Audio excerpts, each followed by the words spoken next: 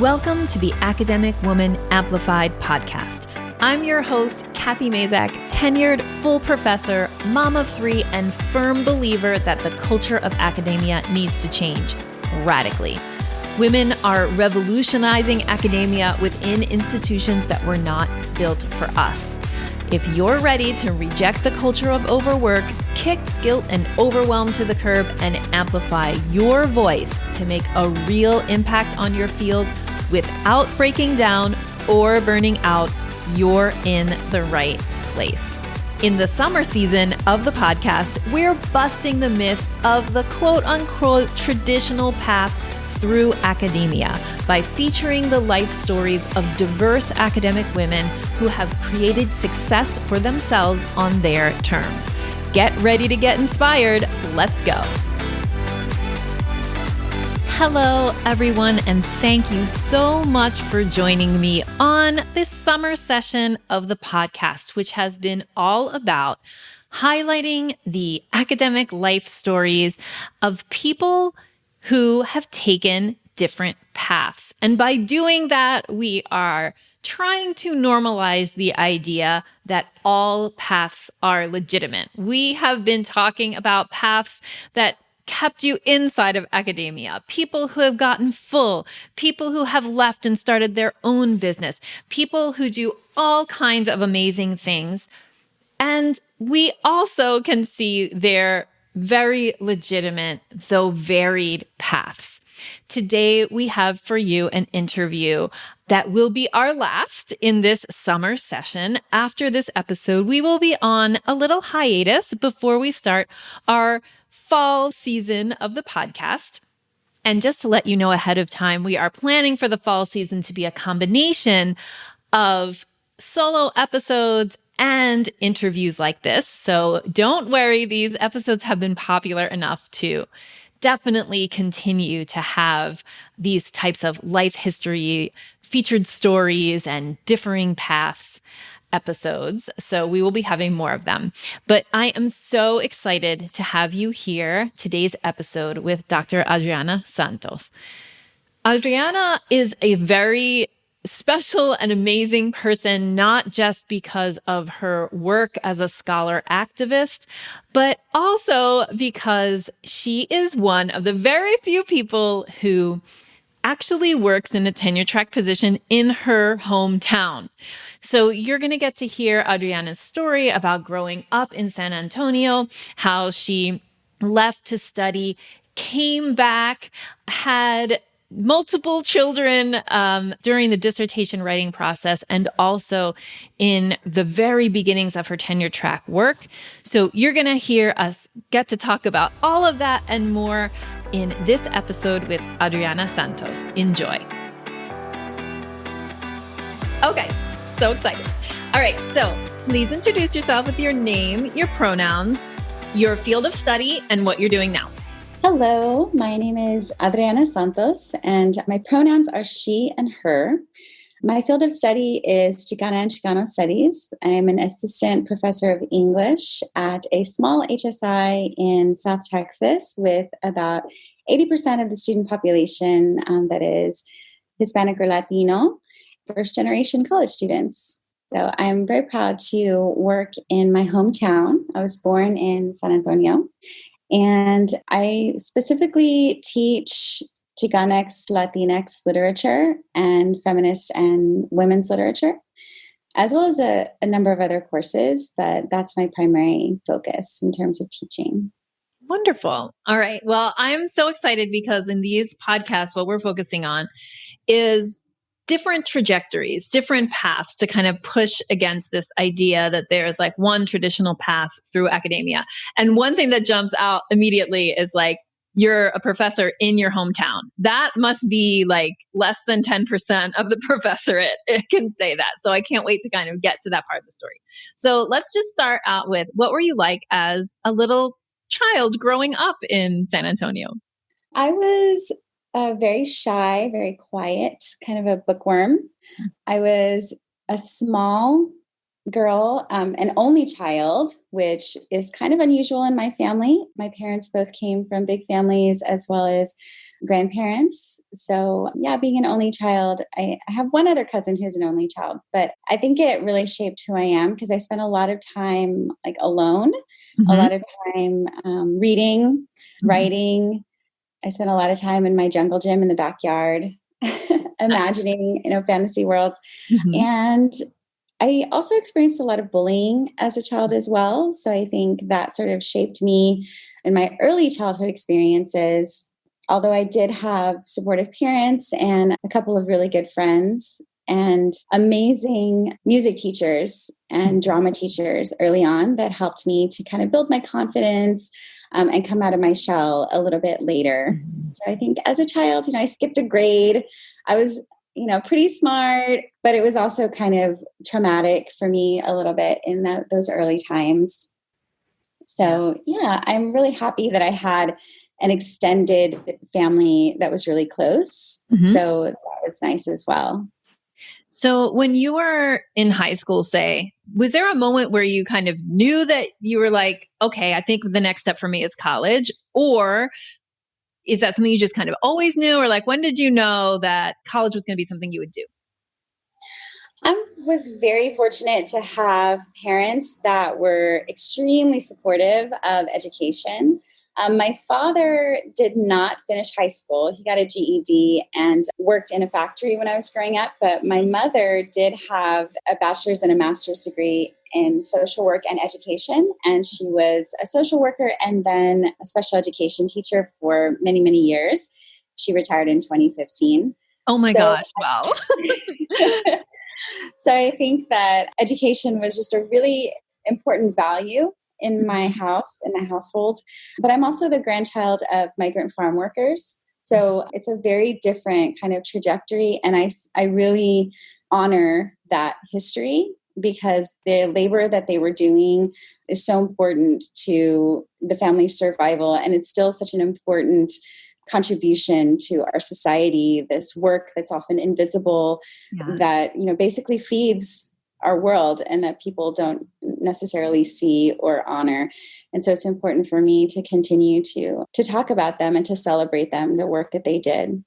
Yeah. And really brought home because my grandfather had a garden up until like much, later in his life when he was too elderly and infirm to tend it. But the best tomatoes I remember tasting to this day are from my grandfather's garden. So I feel very lucky to have come from that history.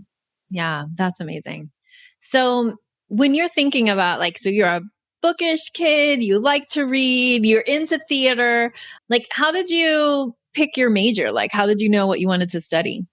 Well, I started out wanting to be a theater major because one of the things that really shaped my sort of tween and teen years was performing in community theater and in children's groups. And so I thought I was going to go to New York and be a Broadway star. But it didn't necessarily turn out that way because I did not get accepted to the college in New York City that I had applied to. And so I ended up going to a school here in Texas, which is actually a Research One State University. Is a really great school that does have an excellent theater program. But it turned out that was not my path. And eventually, after trying a couple of different majors, including communications and journalism, I landed on English because it was something that I had always loved doing, and I really felt at home there. I also have a minor in philosophy. And I think I was 3 credits away from a minor in Mexican American Studies and 3 credits away from a minor in art history.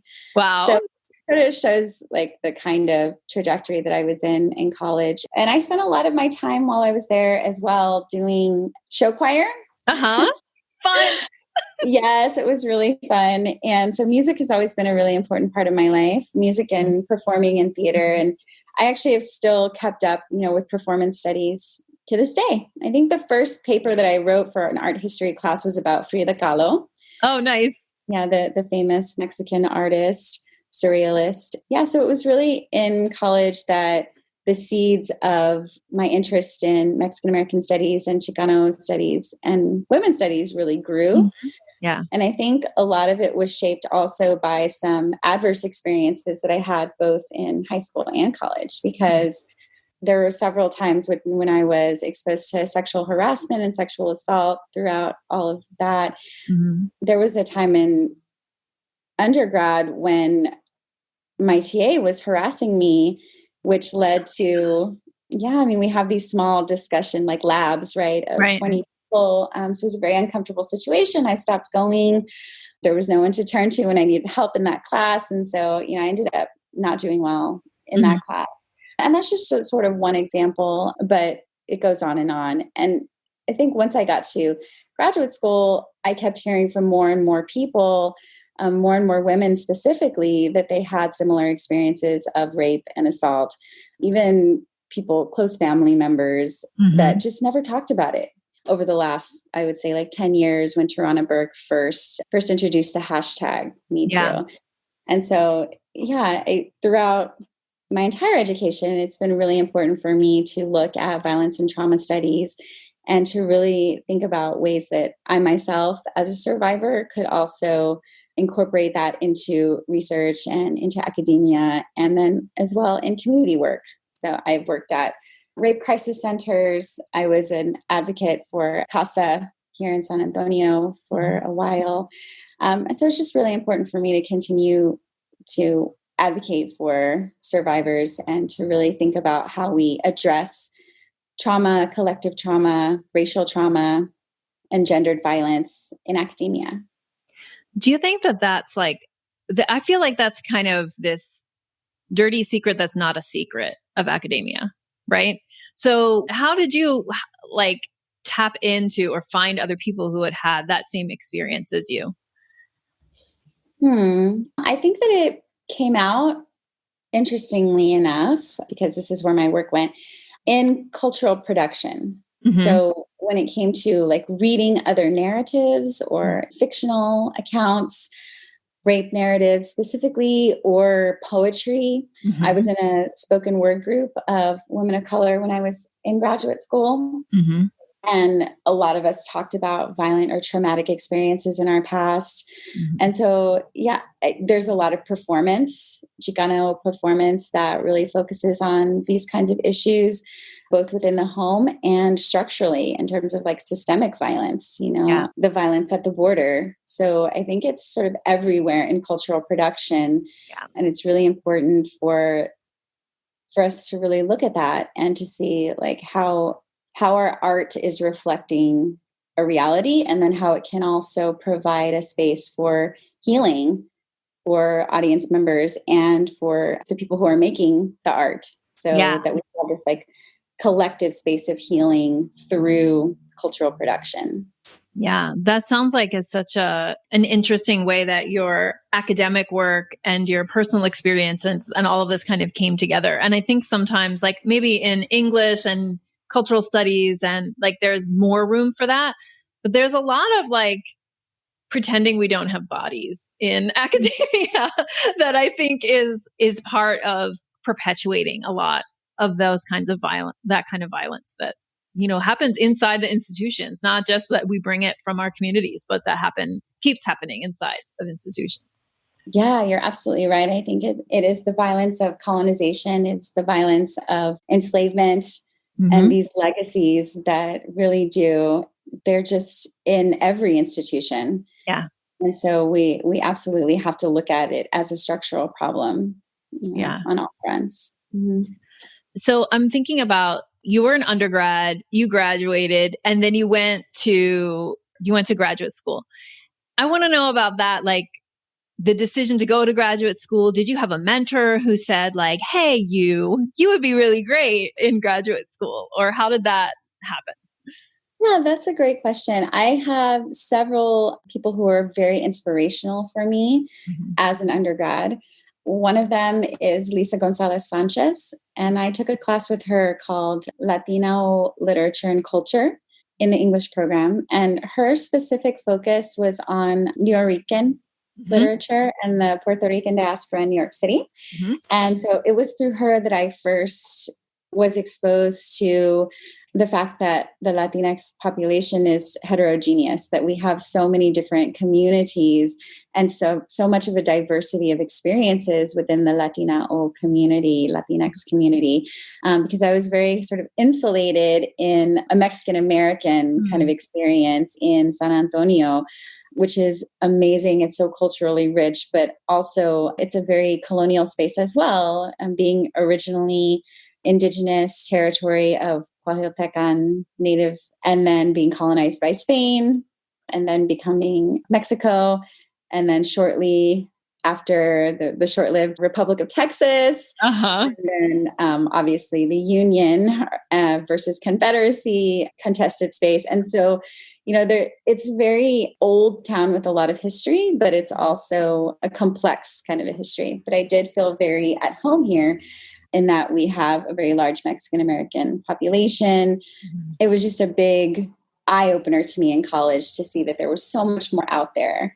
Yeah. And so I was so lucky to take that class. She was also the person who introduced me to Señorita Extraviada, which is an amazing I believe, film that documents the missing and murdered women of Juarez, which is still going on. And so it's just yet this other sort of layer to my coming to consciousness about violence, specifically violence against women and gendered violence, but, violence at the border, and just the importance of really calling attention to those issues. So she was instrumental in that. And then in my postgraduate work, I met a woman named Teresa Palomo Costa, who was teaching a creative writing class that I just had to take. It was called Writing the Tejana Narrative. And in that course, I was introduced to Norma Eliacantu's Canicula, Snapshots of a Girlhood in La Frontera, which she calls an autobioethnography. And it's basically like creative nonfiction, where she talks about her life growing up on the Texas-Mexico border in Laredo and Nueva Laredo. I also learned about Gloria Anzaldúa, who is a Chicana feminist theorist. And she's been so influential in Chicano studies and queer studies and so many different fields. And I would actually consider myself an Anzalduan scholar. I mean, that's how influential she has been to my work. She theorizes the border as a site of both violence, but also amazing creative potential and the potential for transformation. Yep. So I would say that was sort of what really inspired me to go to graduate school in Chicana and Chicano Studies. Yeah. And how did you pick your program? Like, how did you figure out where that grad studies was going to take place? Well, I picked the first and most, so Chicano studies programs and Mexican American studies programs started springing up in the late 60s and early 70s as a result of the civil rights movements of the 1960s era. So at the same time as you're seeing like Black studies and African American studies programs. Right. And it was really because of a push from students to have more representation, to have more faculty, to have ethnic studies courses in universities, and to have more representation of students of color in universities as well. And so Santa Barbara has that history very deeply embedded. They have the first Chicano studies undergraduate program established in 1969. And following that in 2005, I believe. Only 40 years later. Yeah. They established the first Chicano Studies PhD program. So I believe there was already a master's program at UCLA. There were master's programs at other places around the country, Texas, Michigan, New York, places where there were large populations of Latinos. You would find master's programs. But this is the first Chicana Studies PhD program in the country. And were you like a founding member? Like, were you like an original? I was in the second cohort. So close. Wow. Yeah. I was roommates with two people from the founding cohort. And yeah, it was incredible because we really got to shape it, to be there in the beginning. And I am very, very close to many people who I went to graduate school with in both my cohort as well as the one before and the ones that came after me. We were very supportive of one another. And yeah, I feel very lucky to be really a part of history that was made at that program. Yeah. No, I mean, that must have been such an exciting place to be at that historical moment. Long overdue, but still like that must have been a really influential shaping kind of experience for you. Yeah, I absolutely was. And I think I was very lucky to be surrounded by fantastic professors there as well who served as mentors Yeah. in my program as well as in the feminist studies program. Right. So I had a committee that was made up of my advisor, my committee chair, who is Dr. Maria Herrera Sobek, who is a really giant of Chicana literature and criticism. She's wonderful. She actually wrote one of the first essays on the representation of rape in Chicana literature. And so that was quite an inspiration to me as well, to see that, somebody was forging that path. There have been a lot of Chicana scholars that have talked about trauma and violence for sure, but she worked very closely with me to develop my project. She was there for me from everything from making outlines to deciding on titles to really digging into citations and thinking through theory. So I'm very grateful to have had her as a mentor. I worked as her research assistant for a while.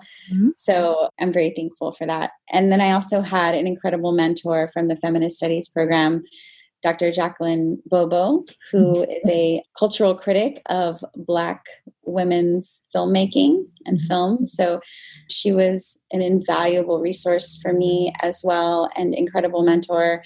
She introduced me to people like Angela Davis and Patricia Hill Collins, Alice Walker. Yeah. So she really helped me to expand my worldview in terms of Black feminist thinking. Yeah. And then my final committee member, I really had the superstar committee. Yeah. I mean, I'm like on the edge of my seat. Her name is Dolores Inez Casillas, and she does her research on sound studies and really, really cool stuff about Spanish at the border and radio studies. So I had an amazing team behind me and amazing team of femtors, of feminist mentors that really guided me and were there to show me how to find my own voice. Yeah. And so I'm eternally grateful to them. Yeah. So I think a lot of people listening, well, I hope a lot of people listening are graduate students, and they're thinking about like their next moves and how am I going to write the dissertation and how am I going to get a job? So let's talk a little bit about that, like your dissertation writing experience, and then we'll get to kind of how you landed back in San Antonio. So what was it like to write the dissertation for you? The dissertation is such an interesting exercise because it's something you only do once. Only once. Yep. And it's so elusive. I feel like it's kind of, you're proving that you have all of this knowledge. Yeah. Then it doesn't necessarily translate once you leave the academy. So it's a very kind of like, it's an exercise that's really in one kind of a box. Yeah. But for me, I think it was also part of like a personal journey as well, because I was going through my own kind of healing at the time while I was researching and writing my dissertation. I was also going through counseling as well as becoming a crisis counselor at the local rape crisis center. Wow. In order to kind of like address what was going on in my own body, as well as work through the theory. And then applying that theory, to this literature. I was performing in that Women of Color spoken word group. We were doing writing workshops for like in the community with local poets. We did a writing workshop with middle school girls at an after school program called Las Mariposas at La Casa de la Raza, which is an amazing community center in Santa Barbara. So I think I was sort of going through my own healing journey at the same time that I was taking on this big writing project. And I feel like those two things really balanced one another, that I needed to be doing both of those things, but it was also really difficult work. Yeah. Because it was embodied. I was writing through my body. I was writing, going back to my sort of like yoga practice and meditation practice to kind of keep me grounded. And then at the very end of that sort of tail end of writing of the dissertation, I got pregnant. Speaking of bodies. Yeah. Yeah, exactly. So that's an extremely embodied experience too. I Yes. mean, I'm writing my dissertation while pregnant and finishing my dissertation with a newborn while I was breastfeeding.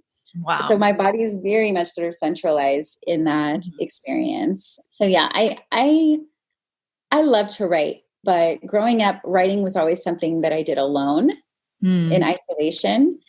And so trying to figure out how to write, like while I have a baby attached to Yes. my breast, Yes. trying to figure out how to write while I'm in a less than ideal space where it's more chaotic, where there are other people.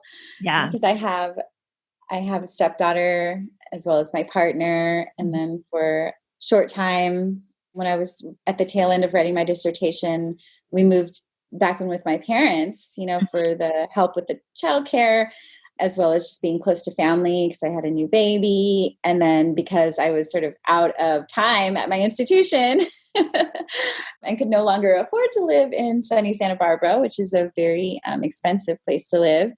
So it was just a totally new and interesting experience that has given me a lot of tools now to be able to write, because now I have 4 kids and a tenure track job. And I still have other pursuits that I'm doing outside of academia. So there's a lot of like balancing act that goes on. That's not necessarily work-life balance, but more like spinning lots of different plates. Make sure they don't all crash. Yeah.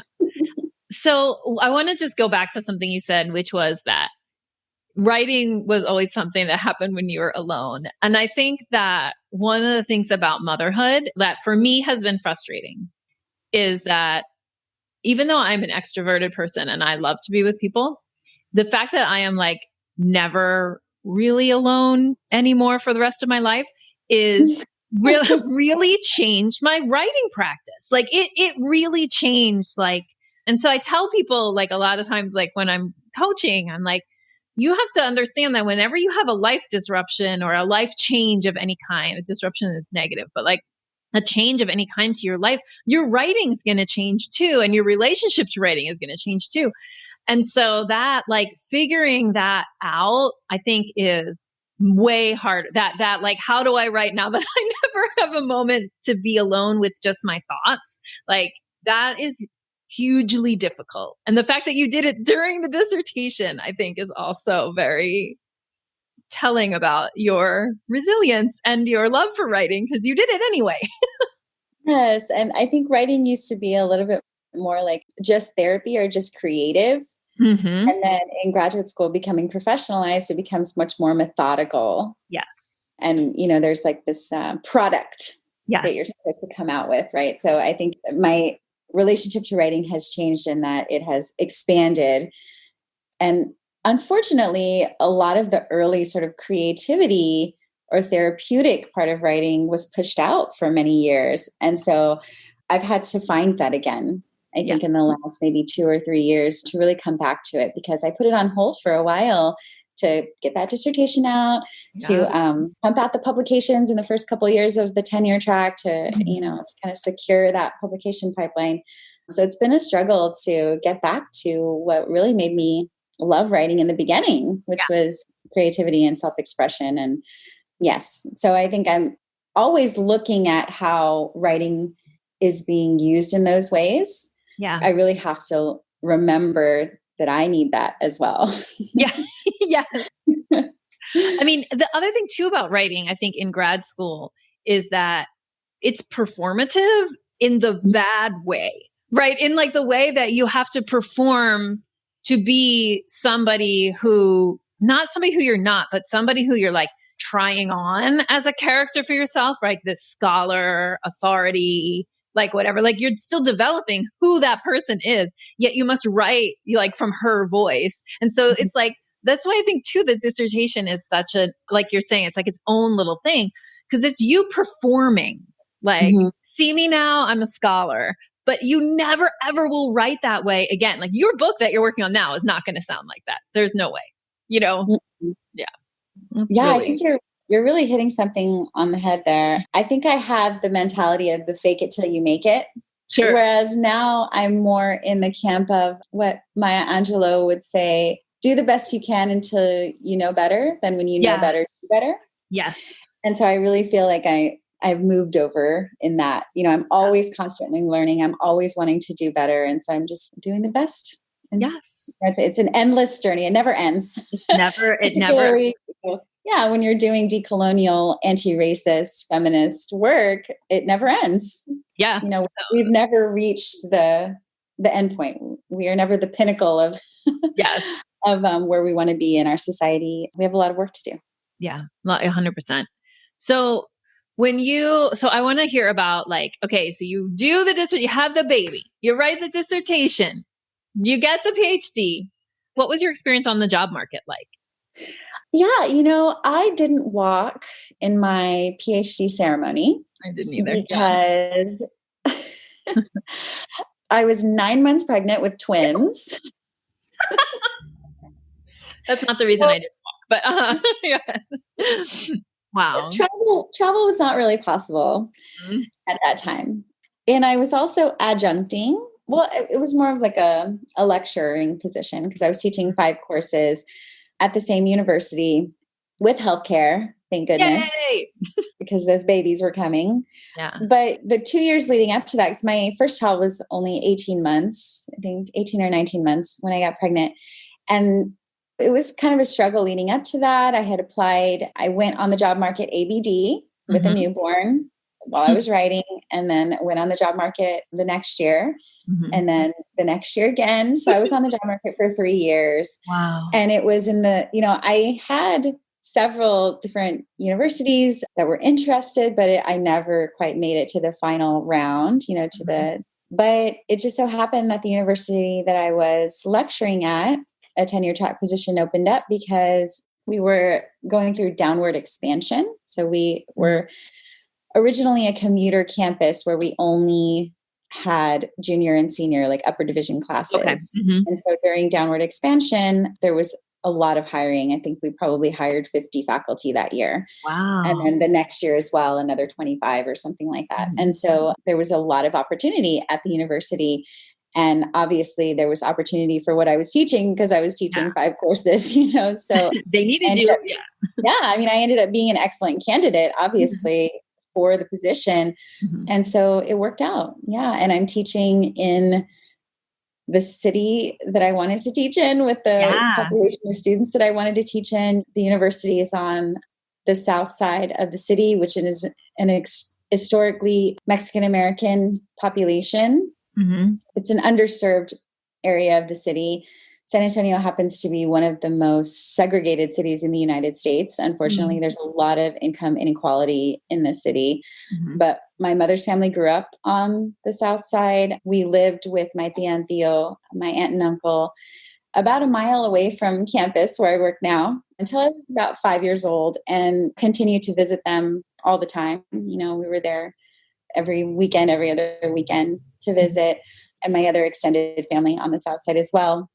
And so it's just a really important area of the city to me personally, and then also because of the population that feeds into the campus. It's the first campus in San Antonio that's on the south side of the city. Every other institution of higher learning is in the central to north side of the city, which is the more affluent area of the city. So it's institution of higher learning, 4-year institution. There's community colleges, and in particular, right next to my campus, that's fantastic. It has a long history, but it is a community college where you can get your associates. So we're the first 4-year institution. And so I feel, again, really lucky, really grateful to be at a place where I can kind of shape the institution as well, because it's only 10 years old. We just celebrated our 10-year anniversary this past year. So I'm looking forward to the quinceañera though.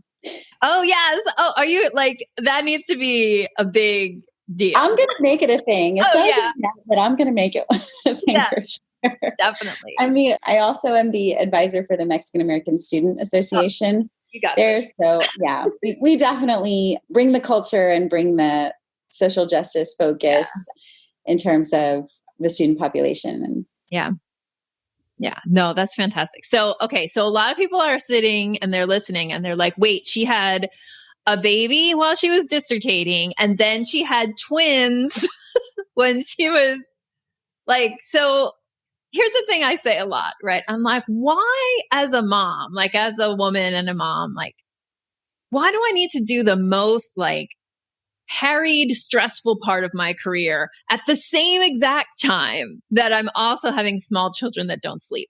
So, like, could you talk a little bit about navigating that late PhD stage into, adjuncting and tenure track with all those littles? Mm-hmm. Wow. Yeah. I was an only child. So I did not grow up understanding really how difficult it was to have infants.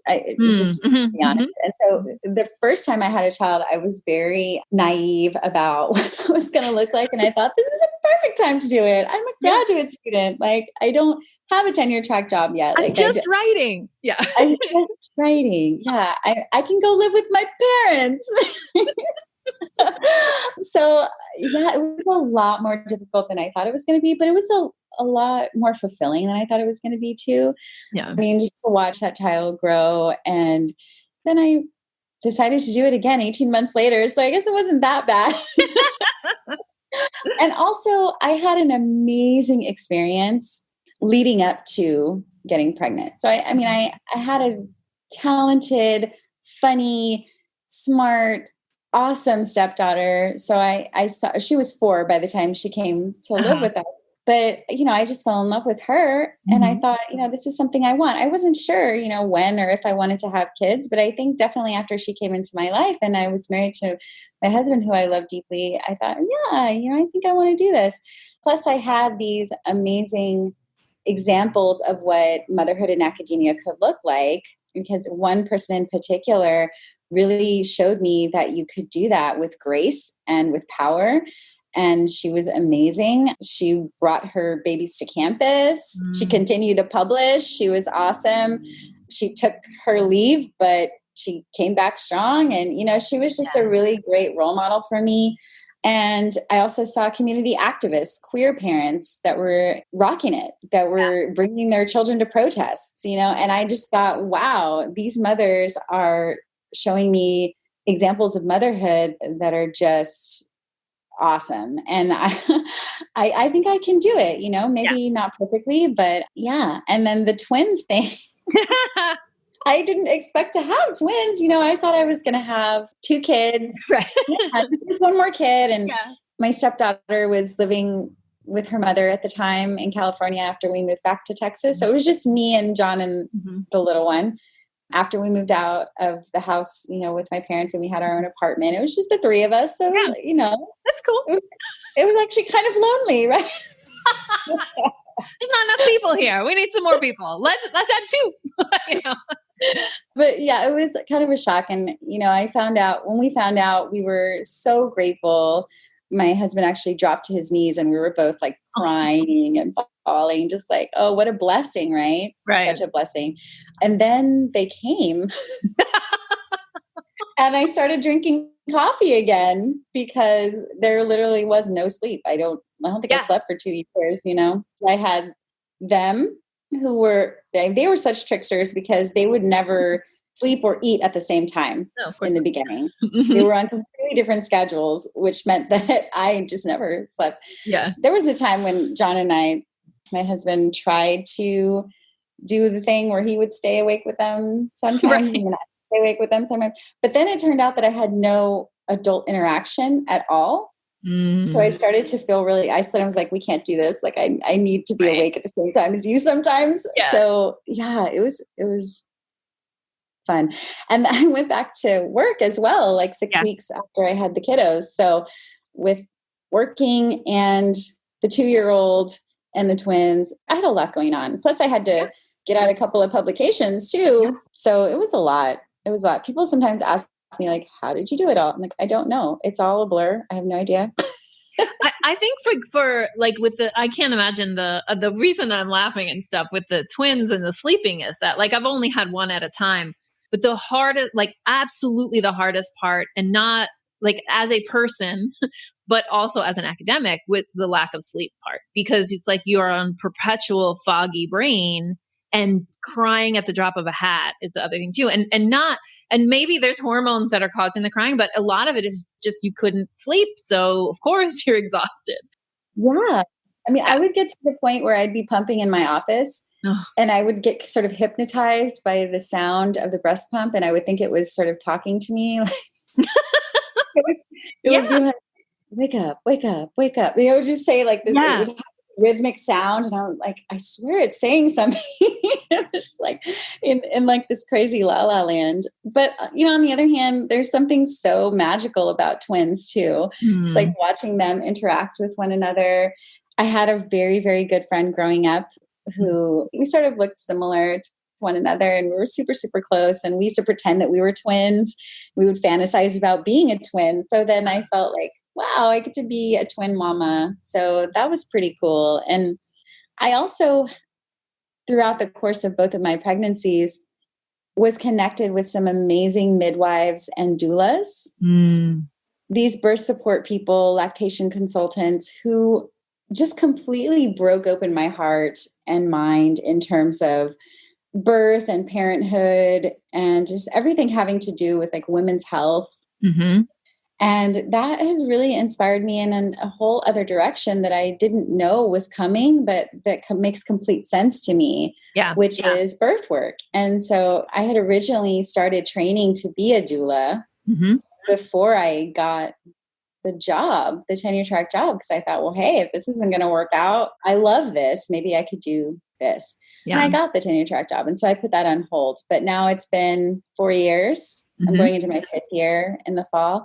And I decided to go back to it. I decided to go back to full spectrum doula training because those women really made such a huge impact on my life personally.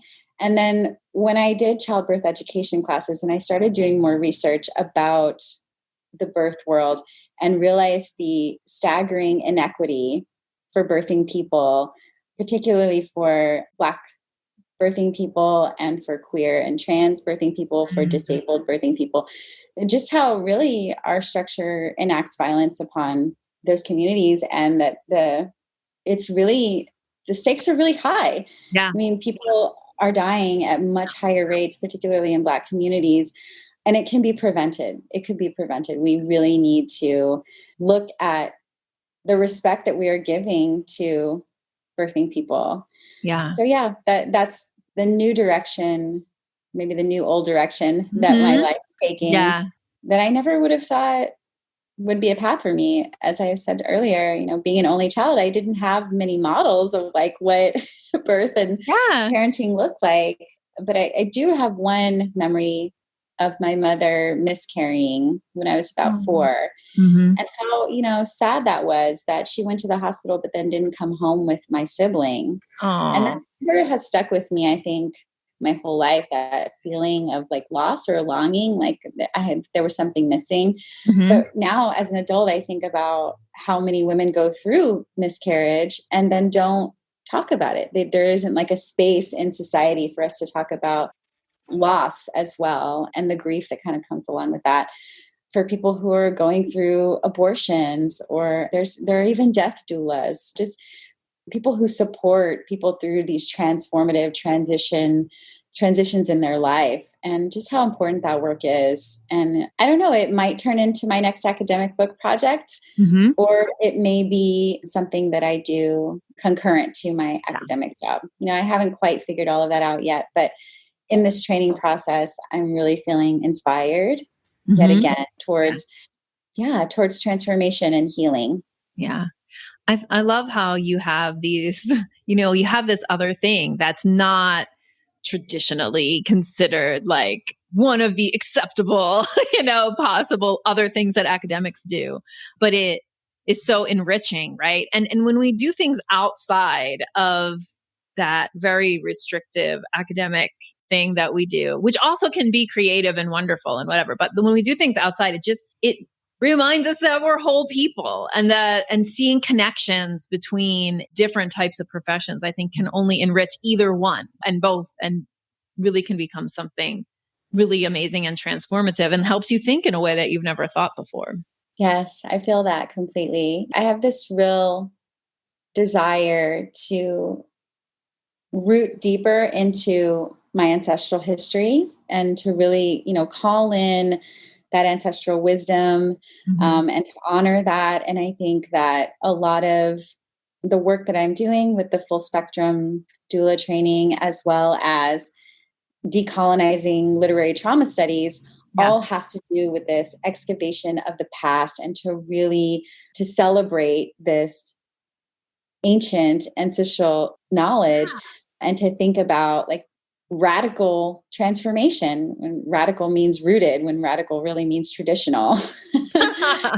Which is kind of an amazing paradox that makes so much sense. And I consider myself a spiritual activist, or I'm striving towards spiritual activism, which is another concept that I study through Gloria Anzaldúa and her work and the work of other Chicana feminist scholars who very much do rely on this return to embodiment and return to Indigenous belief systems and ways of knowing. And that's what I strive to do.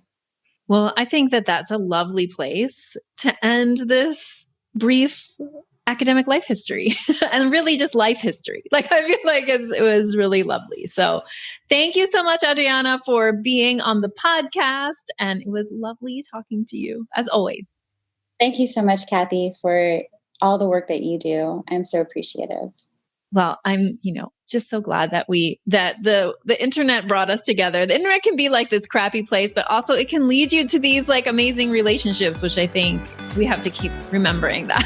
So thank you very much. Thank you for spending your valuable time investing in yourself and your career by listening to this episode. If you'd like to continue the conversation, join the over 13,000 academic women and non-men folks in the I Should Be Writing Facebook group. Just go to facebook.com/groups/I Should Be Writing or search for I Should Be Writing inside your Facebook app. See you inside.